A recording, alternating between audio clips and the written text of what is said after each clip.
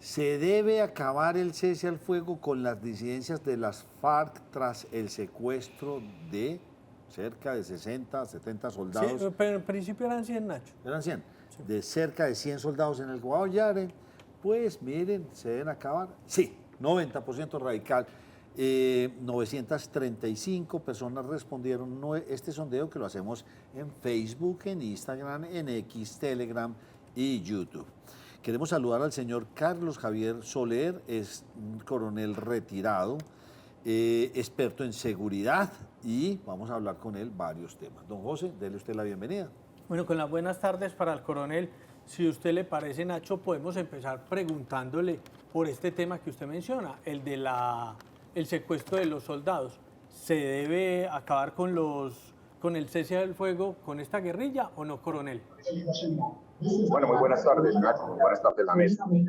Bueno, la verdad es que el cese al fuego con lo que es el residual primero está bastante lesionado. Recuerden ustedes que eso se dividió en dos grupos, lo de Mordisco y lo de Calarcá.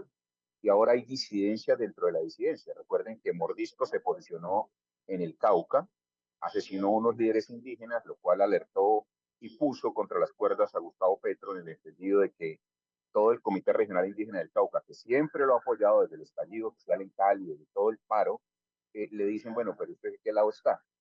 Pues él queda entre un sándwich porque dice, pues ¿cómo me levanto si tengo fincado mi futuro en el tema del proceso de paz con el residual primero mal llamado Estado Mayor, o autodenominado Estado Mayor?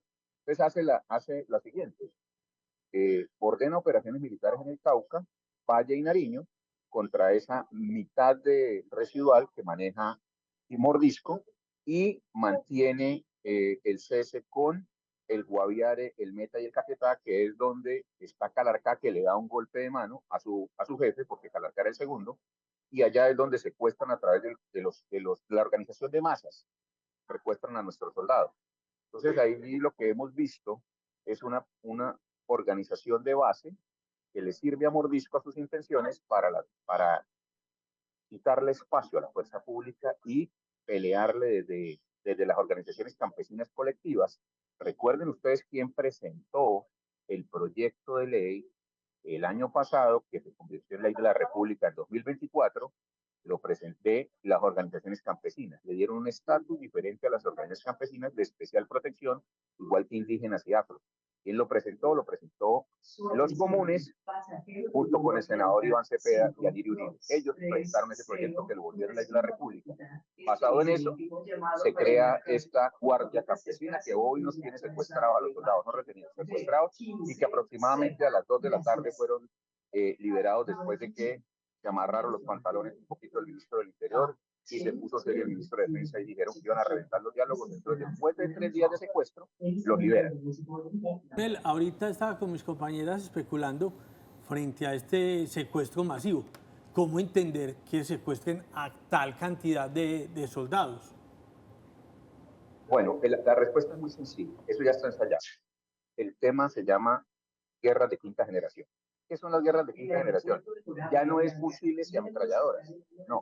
Lo que hay en una guerra de quinta generación es mujeres embarazadas, niños en brazos, que levantan las manos con camisetas blancas y les dicen, mire, no, van rodeando la tropa y la van construyendo al punto de que la tropa no se puede mover y cuando ya la tienen encima, les caen con palos, les quitan el fusil. Un fusil no sirve de nada contra una mujer embarazada o contra una campesina levantando los brazos, pero que los va acercando y los va reteniendo. Esa es la manera de las guerras de generación o guerras civiles. Y se está aplicando, eso viene de la guerra popular prolongada de Mao, y allí conseguimos realmente el sustento para eso. Señor Soler, cuénteme cuál es su opinión. ¿Se está recrudeciendo fuertemente el conflicto en Colombia? ¿Estamos retrocediendo a los años 90, 2000? ¿O esto es solamente algo que tenemos en el imaginario? No, se está recrudeciendo y muchísimo, Nacho. Estamos devolviéndonos muchísimo en el tema del conflicto armado interno. ¿Y por qué? En el conflicto armado interno estamos en que hacía un comparativo ayer en un tema académico. Comparábamos primer semestre de 2022 primer semestre de 2024 y primer semestre de 2022, el crecimiento ha sido exponencial del ELN, ha duplicado su capacidad militar y de milicias, ha sido exponencial el crecimiento del residual primero de FARC y de la Marquetalia o Narcotalia, muy pegada a la frontera con Venezuela de Márquez, pero también de AGC, o llamado, mal llamado Plan de Golfo. Ha crecido muchísimo, volvimos a tener secuestros, volvimos a tener retenciones, volvimos a tener extorsión, volvimos a tener boloteo y volvimos a tener reclutamiento forzado a menores, que es lo más delicado del tema. Reclutamiento forzado a menores bajo un entendido de una cosita ahí que firmaron muy sencilla, que firmaron los negociadores con el ELN, donde dice que se condena el reclutamiento de menores de 15 años. O sea que dejaron abierto entre 15 y 18 una abierta violación a la Constitución de los negociadores frente al ELN, firmaron ese protocolo. Allí, pues, obviamente tocó hacer unas acciones legales ante la Corte Suprema, ante la Fiscalía, pero también ante la Corte Penal Internacional, porque nuestros negociadores, los que nos representan a nosotros como colombianos, están conectando con crímenes de guerra y están patrocinando crímenes de guerra al firmar esos protocolos y violando la Constitución iraní. Y quiero seguir siendo como reiterativo en mi pregunta entonces se recrudece el conflicto, pero se recrudece el conflicto, ¿este es un conflicto por un modelo político o ya es un conflicto que tiene otras raíces, sean de narcotráfico o de otra situación diferente, de rentas ilegales, por ejemplo? ¿Es conflicto recrudecido por cuestión política o por controlar rentas ilegales en el país y Venezuela? Aquí se cambian la camiseta como les da conveniente. Entonces, argumentan desde todas las orillas que yo pertenezco al tema político y que tengo las características objetivas del tema político, dice el ELN. Entonces le dan estatus, piden estatus de beligerancia y les dan reconocimiento, negociación política. Lo mismo hace el residual primero, y digamos que en el marco de lo que es el derecho internacional podrían caber. ¿Por qué podrían caber? Porque el residual primero no participó en los diálogos de La Habana, pero no se da lo mismo con Marquetalia, pero no se da lo mismo con AGC o Plan del Golfo, pero el Plan del Golfo levanta la mano y dice, un momentico, si ellos son disidencias del proceso de justicia tradicional con FARC y están dando reconocimiento, nosotros somos disidencias del proceso de 975 con autodefensa. Y bajo ese entendido, yo también tengo derecho a que me vuelvan a dar otra oportunidad. Allá hay una mezcla y todos dicen que sí, que participan del narcotráfico, pero ahí con un impuestico, ¿no? No reconocen la explotación del oro, no reconocen la extorsión, no reconocen la violación sistemática a los derechos humanos y al derecho internacional humanitario. Un tema importante es que el gobierno tiene manga de franciscano, larga con los grupos armados ilegales, muy largo, y les ha ido dando y les ha ido dando, pero a mí me asombra que el gobierno no ha ganado nada, ha cedido todo. Dígale a ELN y mire a Mordisco, le dicen, venga, vamos a tener un mecanismo tripartito. Le dicen, listo, ok, firman el decreto de ese juego. Bueno, ¿dónde están los del mecanismo? Nunca llegaron. Dicen, pongámonos de acuerdo entonces en el cese para los protocolos de verificación. Nunca los conocimos porque nunca los avalaron. Entonces, todo este tema, discúlpenme la expresión, es una tomadera de pelo, cogieron a los negociadores de recocha, pero es que uno va y mira los negociadores, y los negociadores todos es M19, ex M19, ex M19, y a la gente se le olvida que el M19, igual que la FARC, igual que el ELN, hacían parte de la coordinadora guerrillera Simón Bolívar en los 90, EPL, GAME, PRT, M19, FARC y ELN. Entonces, ideológicamente pertenecían a un mismo grupo. Pues normalmente en derecho eso debería uno declararse impedido, pero desde allí, desde las ideologías, les han dado muchas largas al grupo armados ilegales, que entre otras cosas le han cerrado la puerta en la cara al gobierno. Le han dado dos portazos durísimos y entonces el gobierno no le queda otra opción que salir corriendo a abrir la puerta con los libertadores de la sierra, sus autodefensas de Sierra Nevada y con las autodefensas AGT que vienen de 975 o llamado Plan del Golfo. Coronel, usted menciona algo que para mí es muy delicado. Los negociadores, los que nos representan a nosotros, son quienes están patrocinando crímenes de guerra. ¿Eso quiere decir que están siguiendo directrices del gobierno nacional o quiere decir que el gobierno debe cambiar de negociadores? Ahí hay que hacer dos cosas. Primero, cambiaron al alto comisionado, a Danilo Rueda. Y lo cambian bajo el entendido que Danilo le hizo una cantidad de cosas al presidente, el presidente salió y las dijo, y sacaron unos decretos Me acuerdo que amanecimos un 1 de enero del año pasado, 2023, con 6 ceses al fuego, y de los cuales salió 2 grupos, incluido el ELN, y dijo, no, no, conmigo no he negociado eso, ¿cómo así? Y se armó Troya, es decir, improvisando. Hoy decía y discutía yo en un foro con quienes desde el gobierno denunciaban que Mordisco hacía parte de un grupo que estaba tratando de, con otros, una junta que llaman allí y lo vuelve público, de asesinar al presidente. Yo les decía, sí, pero si es que yo llevo un año diciéndole que eso estaba mal diseñado, que Mordisco lo estaba parrandeando, que esas millones y millones de pesos que se gastaron en el Yarí hace 6 meses en el Yarí, se lo parrandearon y se gastaron todo, llevaron el helicóptero a toda la cúpula del residual primero, hicieron una parranda allá y una reunión política para lanzar los diálogos hace 6 meses, pues entonces le levantaron la orden de captura a todos. Entonces ahora dicen que Mordisco iba a matar al presidente, entonces el gobierno que viene siendo financiador, coautor, patrocinador, ¿qué es lo que viene siendo el gobierno?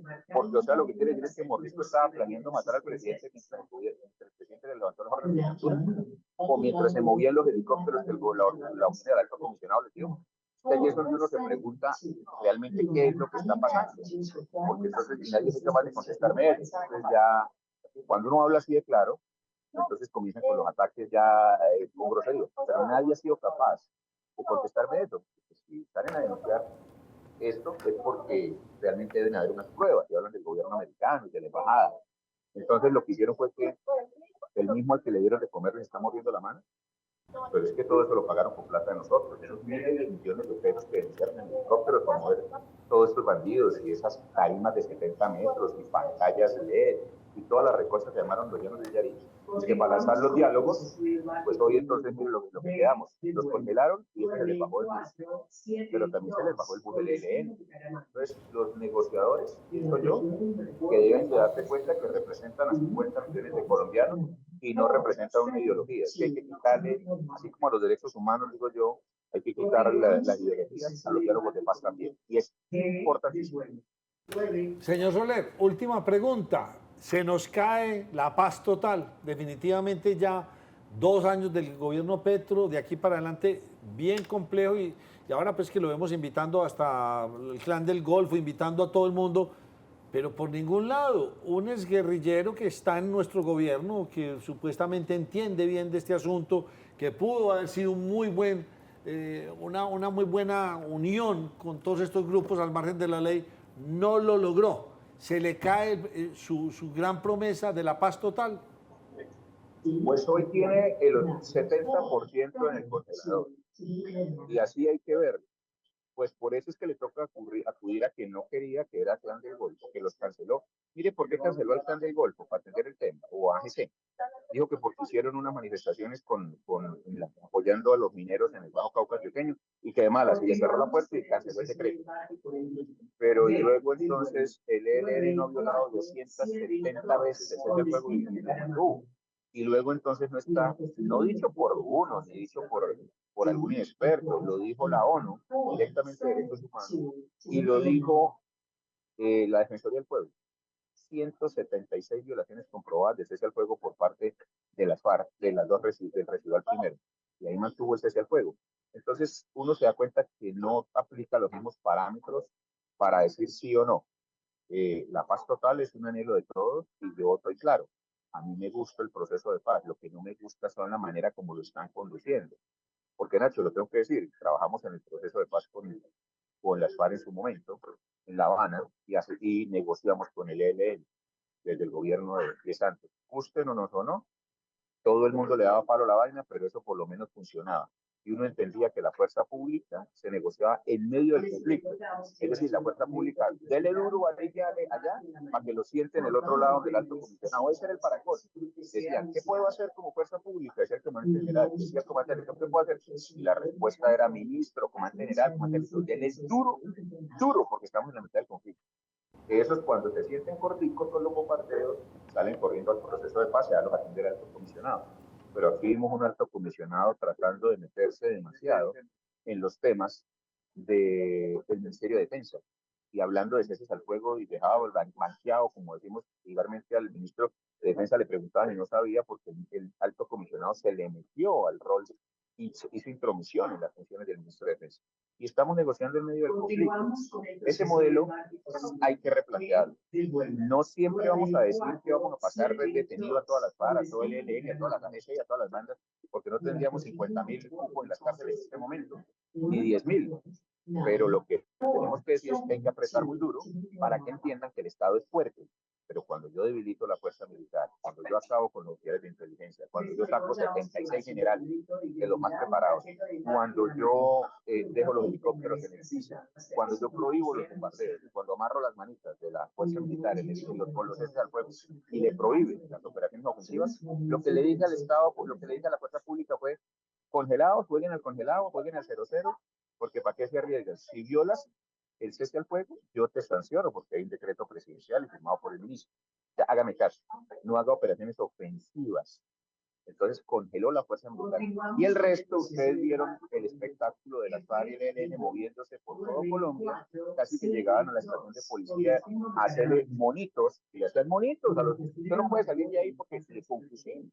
Y pues claro, el comandante de la policía no podía atacarlos, porque era una operación ofensiva y la fuerza militar tampoco intervenía. Entonces casi que los congelados. Y luego de 2 años congelados, organizaron mando y control, reclutaron niños, se fortalecieron militarmente, trajeron los que tenían por Venezuela, la Patrulla Norte, organizaron sus mandos, se pusieron gorditos, están elegantes, llenos de un camuflaje nuevo, armamento nuevo, que reestructuraron las milicias en las ciudades, Ojo, Medellín, Ojo, Cali, Bogotá, y ahora entonces ahí se bajan de la mesa, y ahora lo que nos va a costar más que el caguán. ¿Y quién va a pagar eso?